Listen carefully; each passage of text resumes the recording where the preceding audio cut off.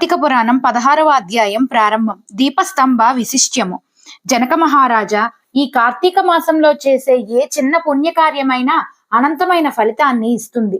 ఈ కార్తీక మాసంలో ఏ విధమైన వ్రతాలు ఆరాధనలు చేయని వారు ఘోరమైన నరక బాధలను అనుభవిస్తారు. కార్తీక శుక్ల పాడ్యమి నుండి కార్తీక బహుళ అమావాస్య వరకు 30 రోజులు రోజుకు ఒక దీపాన్ని ఆలయ ద్వారం దగ్గర గాని దేవుని సమీపంలో గాని పెట్టిన వారు దైవ సాన్నిధ్యాన్ని పొందుతారు. ఆదివారం నాడు సూర్యుడిని ఆరాధించిన వారు సంతానమును పొందుతారు. దక్షిణ తాంబూలాలలో కొబ్బరికాయలను దానం చేస్తే మంచి బుద్ధిమంతులై జ్ఞానవంతులై వృద్ధి పొందుతారు. దీపస్తంభాన్ని చూసిన వారి పాపాలన్నీ సూర్యుని వలన చీకట్లు తొలగిపోయినట్లుగా తొలగిపోతాయి. కార్తీక మాసంలో ఆలయానికి ఎదురుగా రాతితో గాని చెక్కతో గాని స్తంభాన్ని పాతి దాని మీద సాలీ ధాన్యం నువ్వులు గల ప్రమిదలో నేతిని పోసి దీపమును పెట్టడమే దీపస్తంభ ప్రతిమ.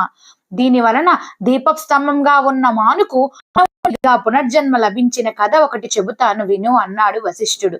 మాతంగ మహర్షి ఆశ్రమంలో ఒక విష్ణాలయం ఉంది.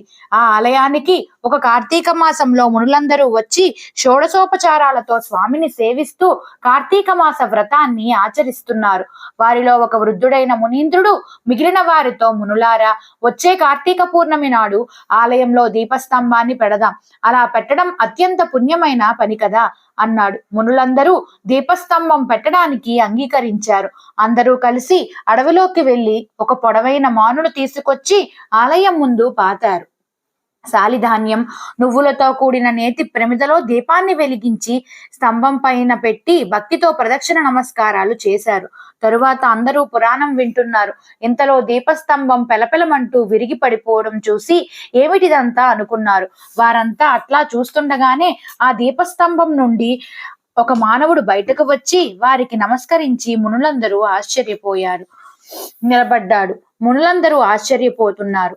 పుణ్యపురుషులారా, నేను ఒక బ్రాహ్మణుడి. నా పేరు ధనలోభుడు. సిరి సంపదలకు లోటు లేని సంపన్నత కలవాడిని. కులవృత్తి చేయలేదు, కులాచారాలను పాటించలేదు, దాన ధర్మాలేవీ చేయనేలేదు, దైవ కార్యాల ఊసే తెలియదు. చాలా నిరంకుశంగా బతుకు గడిపేవాడిని. ఎవరైనా నన్ను ఆశ్రయించాలని నా దగ్గరకు వస్తే వాళ్ళని నిష్ఠూరంగా మాట్లాడుతూ అవమానపరిచేవాడిని. అంతేగాక హేళన చేస్తూ ఒట్టి చేతులతో తిప్పి పంపేవాడిని. పిల్లలు, స్త్రీలు, ముసలివారు అనే భేదాన్ని కూడా పాటించేవాడిని కాదు. అందరినీ హీనంగా నిర్దయగా చూసేవాడిని.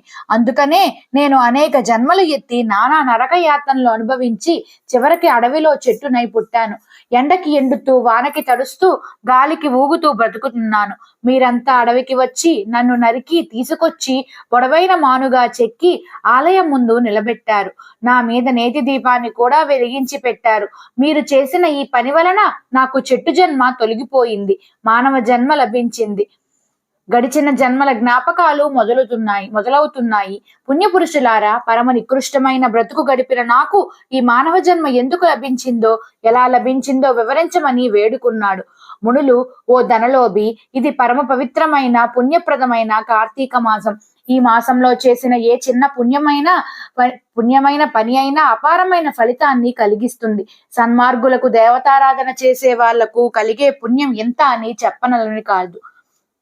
అంతేకాదు, ఎంతటి పాపాత్ములైనా ఏ చిన్న పుణ్య కార్యం చేసినా పునీతులై తరించిపోతారు. పశుపక్షాదులకే కాదు, బ్రాణులకు, రాళ్లకు సైతం పుణ్యఫలం లభిస్తుందని చరిత్ర చాటి చెప్తున్నది అని చెప్పారు.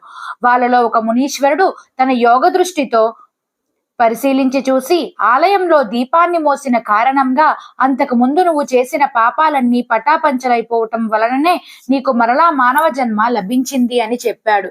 జంతువునాం నరజన్మ దుర్లభం అంటున్నాయి వేద శాస్త్రాలు. ఏనాటి పుణ్యం వల్లనో లభించిన మానవ జన్మను వృధాగా కాలక్షేపంగానో నీతి నియమాలను, ఆచార వ్యవహారాలను, కట్టుబాట్లను, మానవత్వాన్ని మరిచిపోయి ప్రవర్తిస్తే సార్థక నామధేయుడైన ధననోబిలాగా ఏ జన్మను ఎత్తవలసి వస్తుందో తెలియదు గదా. కనుక అపురూపమైన ఆనందప్రదమైన జన్మను పొందిన వారు జన్మను సార్థకం చేసుకొని భగవదారంలో మానవ జీవితాన్ని గడిపి తరించే ఉపాయాన్ని వెతుక్కోవాలని సూచిస్తున్నది ఈ ధనలోభుని కథ. 16వ రోజు పారాయణం సమాప్తం.